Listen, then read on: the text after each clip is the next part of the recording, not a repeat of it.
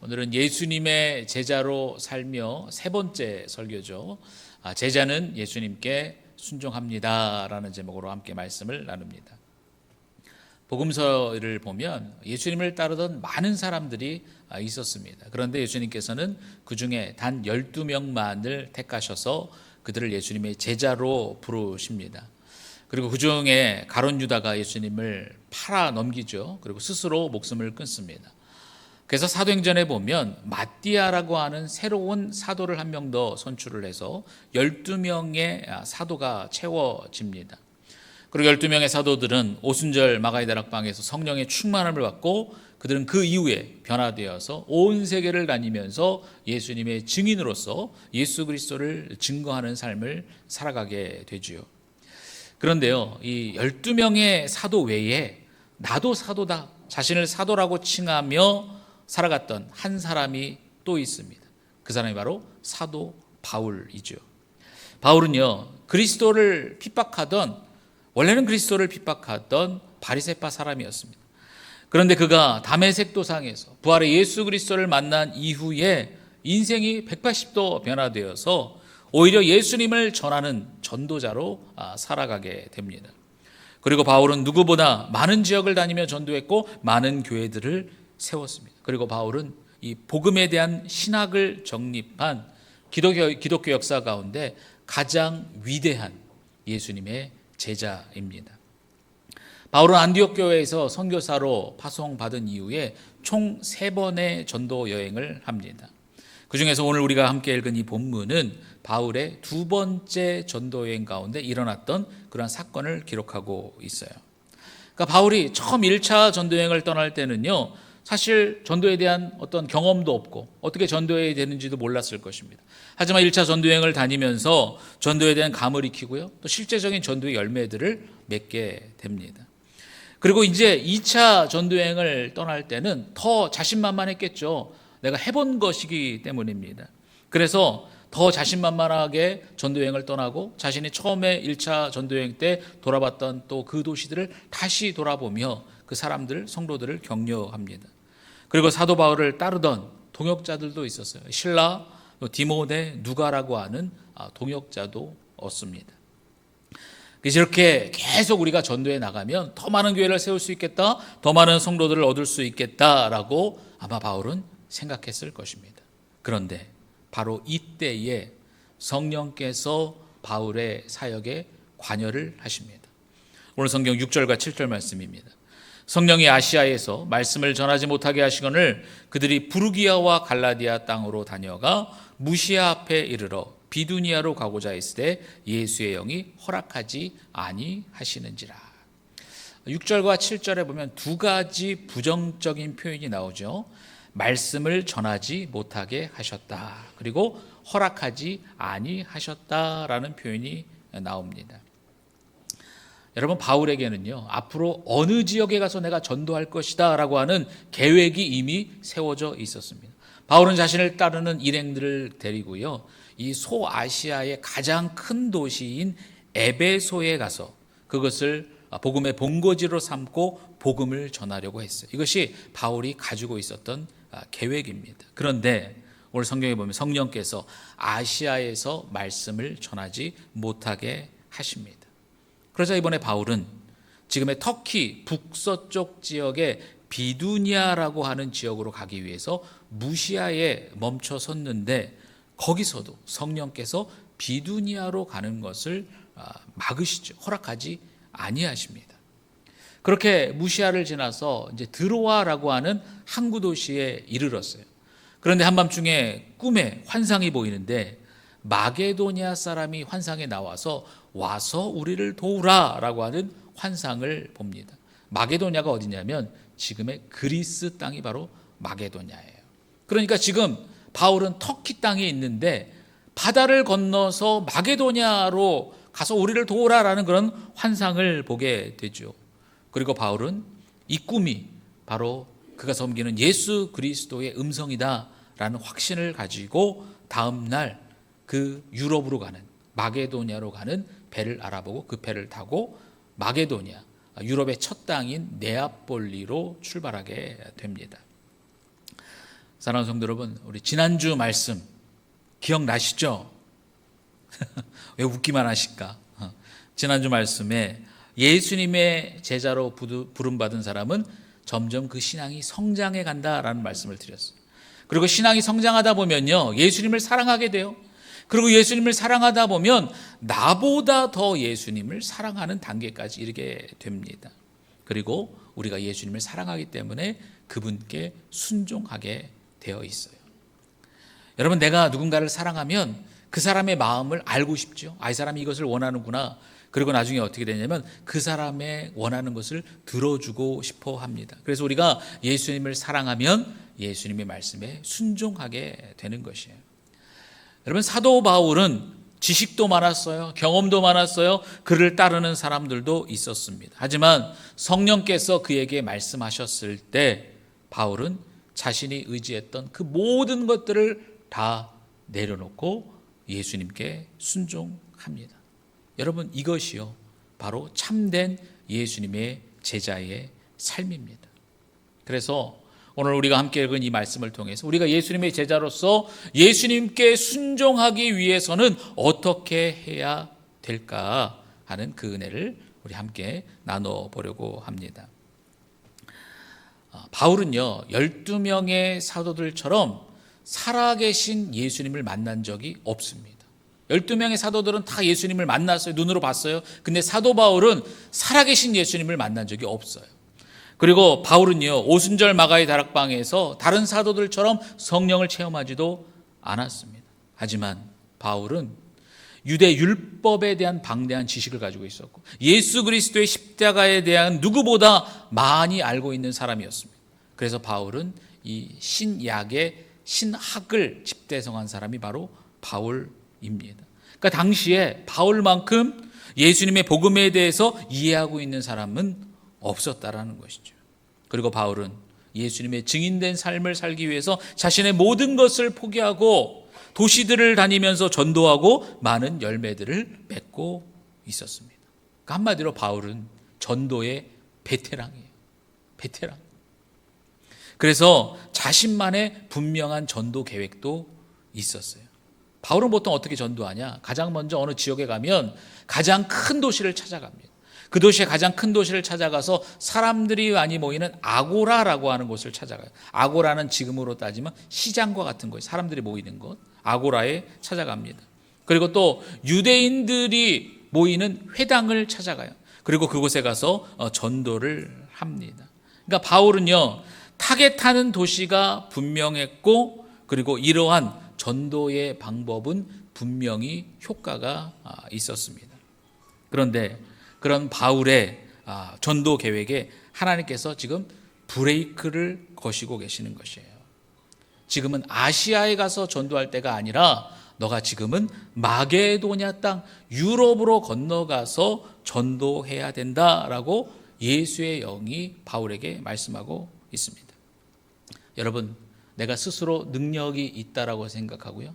또 내가 앞으로 인생을 어떻게 살아갈지 다 설계해 놓은 사람에게 있어서 갑자기 하나님이 인생에 툭 하고 끼어드셔가지고 야, 그렇게 살 게 아니라 이렇게 살아야 된다. 인생의 방향을 바꾼다고 한번 생각해 보십시오. 하나님의 그 뜻에 순종하는 것이 쉽겠습니까? 어렵겠습니까? 당연히 어렵습니다. 여러분, 예수님의 제자가 된다라고 하는 것은 예수님을 알고 예수님을 닮아가는 거예요. 그래서 우리가 이 순종을 배우기 위해서는 누구에게 배워야 되냐면 바로 예수님께 배워야 합니다. 그런데 예수님은 어떠하신 분이냐? 예수님은 완전한 하나님이시면서 예수님이 완전한 인간이세요. 우리가 흔히 생각할 때 예수님은 신이다라고 생각하는데 예수님은 또한 완전한 인간이십니다. 그래서 예수님은 십자가에 달리는 그 마지막 순간까지도 하나님의 뜻에 순종하는 것이 쉽지 않으셨어요. 왜냐하면 인간이셨기 때문에. 누가복음 22장 42절을 보면 이르시되 아버지여 만일 아버지의 뜻이거든 이 잔을 내게서 옮기시옵소서. 그러나 내 원대로 마시옵고 아버지의 원대로 되기를 원하나이다. 여러분, 예수님도 십자가를 지시고 십자가를 감당하시는 것이 쉽지 않았습니다. 예수님은 두려웠습니다. 하지만 자신을 내려놓으셨기 때문에 아버지의 뜻에 따라서 예수님은 순종하며 십자가를 지실 수 있었습니다. 우리가 예수님의 제자로서 인생을 살다 보면 여러분, 우리가 입으로는요 아버지의 뜻을 따른다라고 말하지만 정작 그러지 못하고 내 뜻대로 살아갈 때가 너무나 많습니다. 그리고 순종의 때가 오면 내가 순종해야 된다는 것 마음으로는 아는데 나를 내려놓지 못하니까 순종을 외면할 때가 있어요. 내가 순종해야 되는데 고개를 돌려, 그리고 그 순종을 외면하고 회피할 때가 있습니다. 마태복음 7장 21절 말씀입니다. 나더러 주여 주여 하는 자마다 다 천국에 들어갈 것이 아니요 다만 하늘에 계신 내 아버지의 뜻대로 행하는 자라야 들어가리라. 사랑하는 성도 여러분, 아버지의 뜻을 아는 사람은 많습니다. 아버지의 뜻을 알아요. 하지만 그 뜻에 순종할 수 있는 사람은 많지 않습니다. 여러분, 이것이요 우리 내면 안에서 늘 일어나는 싸움이에요. 알긴 알아요. 순종해야 되는데 그런데 순종의 순간에 정작 순종하지 못하고 그 순종을 외면할 때가 우리 안에 너무나 많고요. 그것이 매일매일 우리의 마음 안에서 일어나는 전쟁이고 싸움입니다. 저와 제 아내는 결혼할 때 함께 해외 선교에 대한 마음이 있었습니다. 함께 선교사로 함께 헌신하자라는 마음이 있어서 함께 결혼을 했어요. 그리고 결혼하면서 그럼 우리가 어디로 선교를 가면 좋을까 하나님 앞에 기도하는 가운데 하나님이 저에게 마음 주셨던 땅은 중국의 우르무치라고 하는 땅입니다. 제가 예전에도 이 간증을 한번 한 적이 있는데요. 중국 우르무치를 마음에 품고 기도하고 늦은 나이에 신학도 하고 이제 신학을 마치고 졸업할 때가 됐고요. 또 교단에서 선교사 인준을 받고 이제 파송을 받아야 될 때가 왔습니다. 그런데 파송해 주기로 했던 모교회에서 중국으로는 파송을 해줄 수 없다라고 하시는 거예요. 수년 동안 준비를 했고 그 땅에 실제로 답사도 갔다 왔고 준비가 다 됐는데 파송교회에서 중국은 안 된다. 그러면서 저희에게 인도네시아라고 하는 나라로 파송을 받아라라고 그렇게 권면을 하시더라고요. 저는 사실 그 얘기를 들을 때 화가 났습니다. 내가 수년을 준비했고 내가 이 땅을 가겠다고 지금까지 이렇게 힘들게 살아왔는데 내가 왜 그 땅을 가지 못하는 것입니까? 그러면서 제가 교회에 그랬어요. 그럼 저 파송 안 받겠습니다.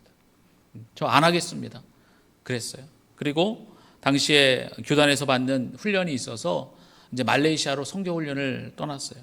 그런데 그 말레이시아에서 누구를 만났냐면 인도네시아 외국인 노동자들을 만났습니다. 그러니까 이 말레이시아가 인도네시아보다 조금 더 잘 살거든요.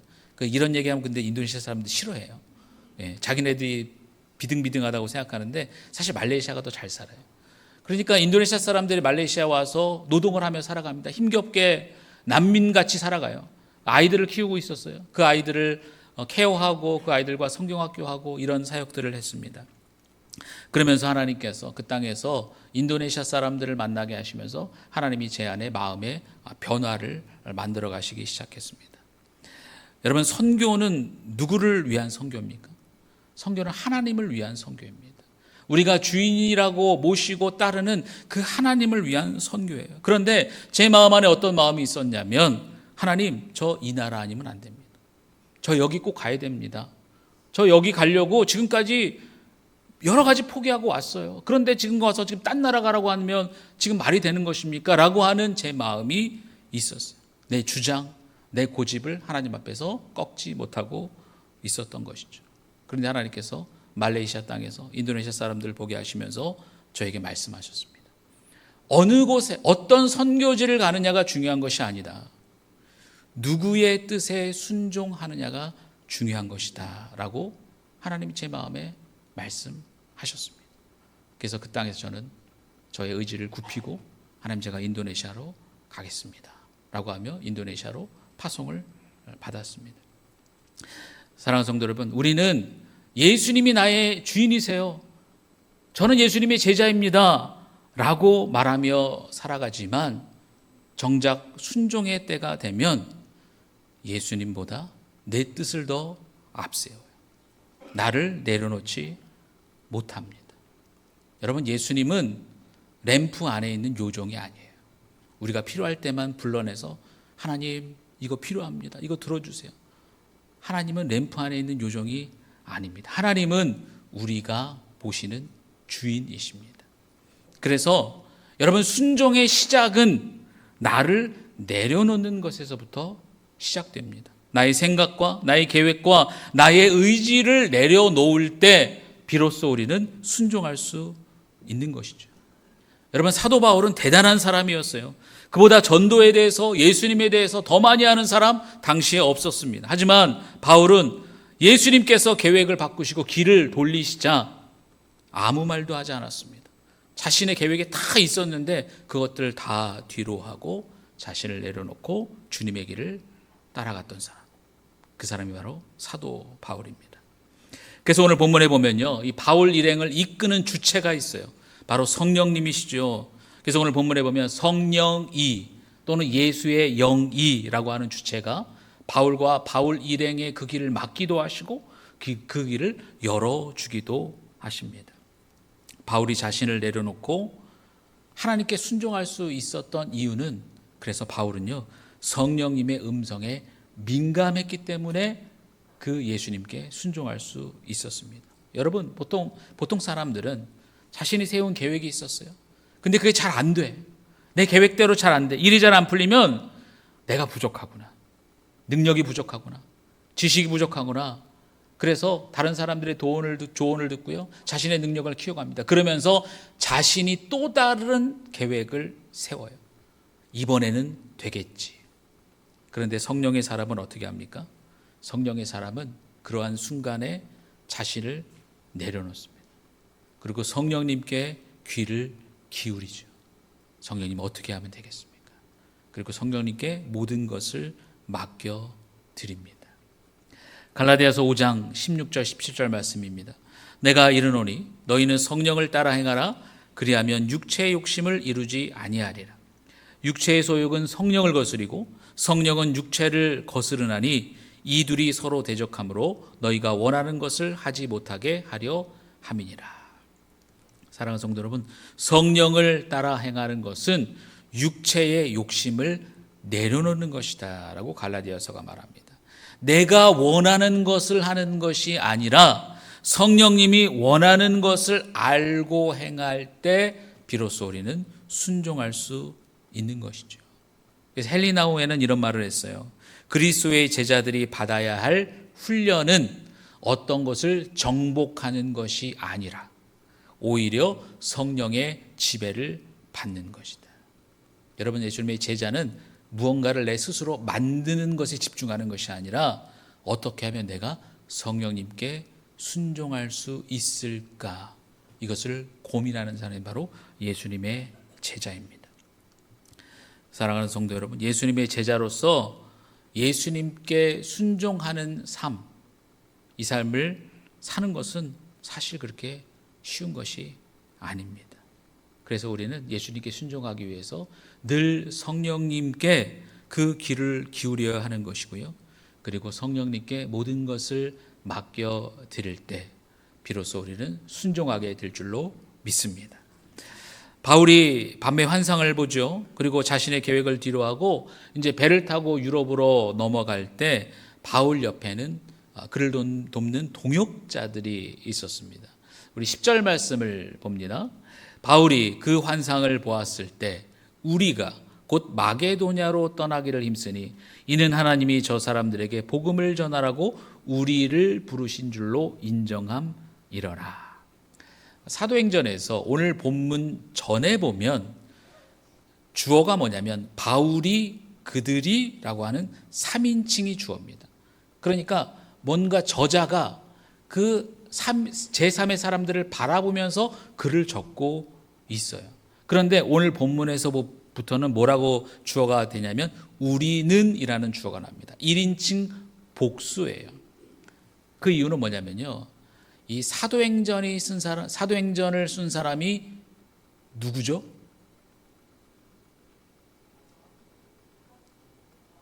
누가 사도행전은 누가복음과 사도행전은 원래 한 책입니다. 하나의 책이에요. 누가복음과 사도행전은 누가 썼을까요? 재미없나요? 누가복음과 사도행전을 누가 썼냐? 누가가 썼어요. 그래서 이 전까지는 누가가 동행하지 않았어요. 그냥 들은 얘기를 쓴 겁니다. 그런데 오늘 본문부터는 누가가, 드로아에서부터 누가가 동행하면서 자신이 경험한 이야기를 쓴 것이라는 것이에요. 그래서 이 드로아에서부터 바울의 동역자들은 3명이 됩니다. 처음에 같이 갔던 실라, 중간에 만났던 디모데, 그리고 드로아에서 만난 누가, 이렇게 3명이 함께 바울과 동역을 해요. 근데 오늘 10절에서 환상을 본 바울은 마게도냐로 떠나기로 결정하죠. 그런데 여러분, 당시에는요, 배가 뭐 스케줄에 따라서 몇 시 이렇게 출발합니다, 이런 배가 있는 게 아니에요. 내가 저기로 가고 싶으면 배를 찾아야 됩니다. 우리를 저기까지 데려다 줄 배를 수소문해서 찾고 또 그 배가 언제 출발할지 모르는 상황입니다. 그런데 오늘 10절 후반부에서 이러한 상황 속에서 성경이 뭐라고 기록하고 있냐면, 우리를 부르신 줄로 인정함이러라. 우리를 부르신 줄로 인정함이러라. 여기서 인정하다라고 하는 헬라어 단어는 쉼비바조라는 단어인데, 이 동사는 1인칭 복수형입니다. 그러니까 바울 혼자서 바다를 건너가기로 결정한 것이 아니라 바울 일행이 다 함께 하나님의 음성을 인정했다. 그리고 우리가 저쪽으로 건너가기로 결정했다라는 의미가 담겨져 있는 것이죠. 환상을 본 사람은 바울이에요.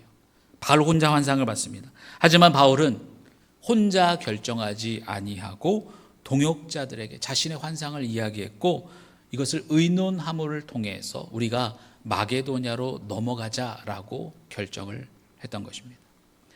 사랑하는 성도 여러분, 성령님의 음성을 듣고 그분의 뜻을 분별하고 순종하는 것은요, 혼자 감당하기는 버거운 일입니다. 그래서 하나님은 우리에게 공동체를 주셨고 동역자들을 주셔서 그들과 함께 이것을 행해라 라고 우리에게 공동체를 주셨습니다. 여러분, 바울도 중요한 결정 앞에서요, 독불장군처럼 야, 내가 들었으니까 나를 따르라 이렇게 말하지 않았습니다. 바울은 분명히 이것이 하나님의 음성임을 알았지만 함께하는 동역자들과 그 뜻을 나눴고, 이것이 정말 성령의 음성인가를 분별한 이후에 함께 가기로 결정했던 것이고, 동역자들은 그것에 바울의 결정에 지지해 줬던 것입니다. 사랑하는 성도 여러분, 아멘할 준비하셔야 돼요. 네. 예수님의 제자는 예수님께 순종합니다. 조금 더 크게 해볼까요? 네. 예수님의 제자는 예수님께 순종합니다. 그런데 이 순종이라는 것이요, 내 마음처럼 그렇게 마음대로 되지 않습니다. 순종하기 위해서 나를 내려놔야 되는데 이것이 너무 힘들어요. 그럴 때 어떻게 하라고요? 믿음의 공동체 안에 그 마음을 나누고 나의 상황을 나누고 도움을 요청할 때 우리 동역자들이, 우리 교우들이 함께 중보기도 해주고, 이것이 하나님으로부터 온 음성인가를 함께 구분해주고, 그리고 함께 결단할 수 있도록 도와준다라는 것이죠. 그럴 때 우리는 평안한 마음을 가지고 예수님께 순종할 수 있습니다. 여러분, 오늘까지 우리가 3주간에 걸쳐서 예수님의 제자로 삽시다라는 주제를 가지고 우리가 3주간 말씀을 나눴습니다. 다 기억하시죠? 그냥 웃지요. 네. 첫 번째, 예수님은 우리를 제자로 부르셨어요. 예수님이 먼저 부르셨는데 우리의 연약하고 우리 부족한 우리를 먼저 예수님 찾아오셔서 우리를 불러주셨습니다. 우리의 제자, 예수님의 제자는 성장해야 돼. 신앙이 성장해서 내가 예수님을 더 사랑할 때까지 우리 신앙이 성장해야 됩니다. 그리고 오늘 마지막에 뭡니까? 예수님의 제자는 예수님께 순종할 수 있어야만 합니다. 2026년 저희 교회의 비전이 바로 예수님의 제자로 삽시다라는 것이에요. 그래서 오늘 이 3주간의 여러분 말씀을 기억하시면서, 하나님, 우리가 2026년 우리 교회 모든 성도들이 예수님의 제자로 살아가게 하여 주시옵소서. 그 마음으로 기도하는 이번 한 주가 되시기를 주님의 이름으로 축복합니다. 아멘.